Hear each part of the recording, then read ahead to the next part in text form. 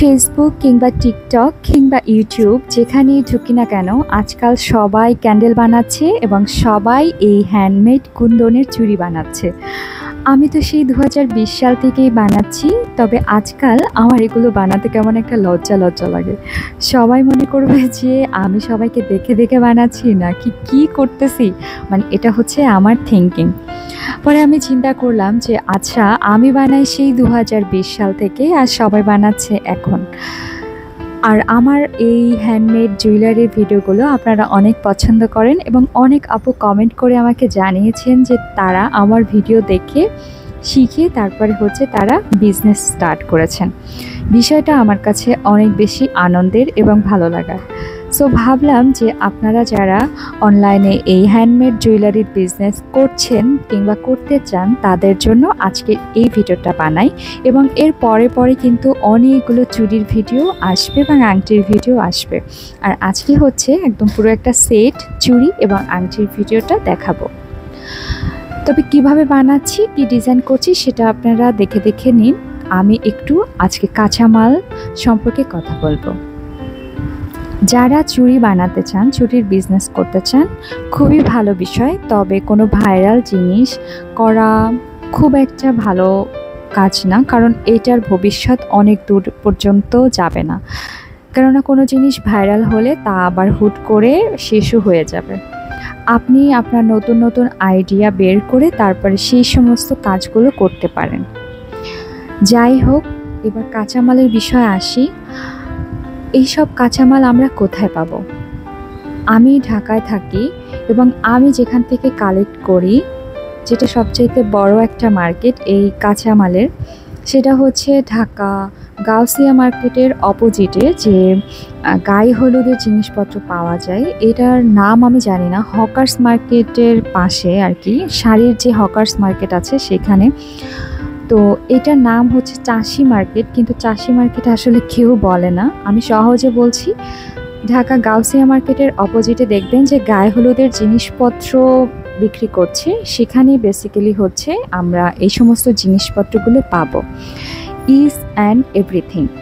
আপনি যদি ক্যান্ডেল বানাতে চান, ক্যান্ডেলেরও জিনিসপত্র ওখানে আপনি সব কিছুই পেয়ে যাবেন। আপনি যদি এমব্রয়ডারি করতে চান, এমব্রয়ডারির জিনিস, এবং আপনি হ্যান্ডমেড এই কুন্দন বা স্টোনের জুয়েলারি যদি বানাতে চান এগুলো, এবং আপনি যদি হচ্ছে বাটিকের কাজ করতে চান সেগুলো, মানে হচ্ছে আমি বোঝাতে চাচ্ছি আপনাকে যে আপনি হাতের তৈরি যে সমস্ত জিনিসপত্র বানাতে চান সেইগুলো সব কিছুই কাঁচামাল ওখানে পেয়ে যাবেন। ওখানে যে কোনো রিজনেবল প্রাইসে পাওয়া যায় তা কিন্তু না, ফিক্সড প্রাইসেই পাওয়া যায়। আপনি যেরকম দাম বলবে সেরকম। তারপরে আপনি সেটা বিক্রির সময় আপনি কী দামে বিক্রি করবেন সেটা একদমই আপনার ইচ্ছা, কারণ আপনার সময়ের কতটা মূল্য, আপনার কতটা খরচ হলো, এটা একদমই আপনার বিষয়। তবে হ্যান্ডমেড জিনিসের দাম একটু বেশি হয়ে থাকে, আপনি সেই অনুযায়ী হচ্ছে আপনি আপনার প্রাইজিংটা করবেন। সেটা কিন্তু আমি আপনাকে বলে দিতে পারবো না যে আপনি এই প্রাইসটা রাখেন। আপনি আপনার এই চুড়িটার দাম, ধরুন আজকে যেটা আমি বানাচ্ছি এটাই যদি আপনি 500 টাকাও বিক্রি করেন, আমি আপনাকে প্রশ্ন করতে পারবো না যে এটা কেন 500 টাকা। কেননা এটা হচ্ছে আপনার পরিশ্রম, আপনার ডিজাইন এবং আপনার টাইমের কতটা দাম সেটার উপর। তবে সব কিছুরই তো একটা সামঞ্জস্য থাকা উচিত, সেভাবে করে আপনি দামটা ধরবেন। এখন আসি আজকে যা যা ব্যবহার করছি এগুলোর দামটা নিয়ে। চুড়ির যে বেসটা দেখতে পেয়েছেন সেই বেসটা হচ্ছে 10 টাকা করে জোড়া নিয়েছে। তবে আপনি যখন অনেকগুলো একসাথে নেবেন, ধরুন যে আপনি বিজনেস করতে চাইলে তো আপনি 50 জোড়া 100 জোড়াও নিতে পারেন, সেক্ষেত্রে কিন্তু এটার দাম 5 টাকাও হতে পারে। তবে এমনি নর্মালি যখন আপনি 5 জোড়া বা 10 জোড়া নেবেন তখন হচ্ছে এটা 10 টাকা করে।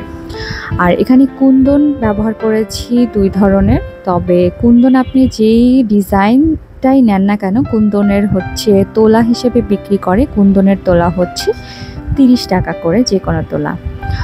আর আমি আজকে চুড়িটা বানাতে আমি রিবন ইউজ করেছি।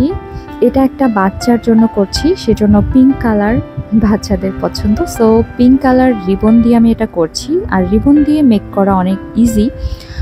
তো এই রিবনের যে গোলটা এটা পড়েছে 80 টাকা। তবে রিবন কিন্তু গজ হিসাবেও বিক্রি হয়, আপনি কিন্তু প্রথমে গজ হিসাবেও কিন্তু কিনে নিতে পারেন। তো মোটামুটি ধারণা হয়ে গেছে যে কোন জিনিস কেমন। ও আচ্ছা, আমি গামের ব্যাপারে বলিনি। গাম কিন্তু এখানে আমি ব্যবহার করেছি B6000 গাম। এখানে B6000 গামের দুইটা সাইজ হয়, ছোট একটা আর বড় একটা, যেটা আমি আজকে ব্যবহার করলাম। এটা হচ্ছে 120 টাকা, ছোটটা 80 টাকা। সো আংটিটা দেখতেই পাচ্ছেন কত সুন্দর আংটি চুড়ি। তো যাই হোক, আশা করছি যে কাঁচামাল সম্পর্কে একটা ধারণা পেয়েছেন। আর যারা বিজনেস করতে চান তারা অবশ্যই করতে পারেন, তবে নতুন নতুন আইডিয়া বের করার চেষ্টা করবেন। আমার এই ডিজাইনটা আপনারা কপি করতে পারেন, মানে রিক্রিয়েট করতে পারেন, আমার কোনো অসুবিধা নেই।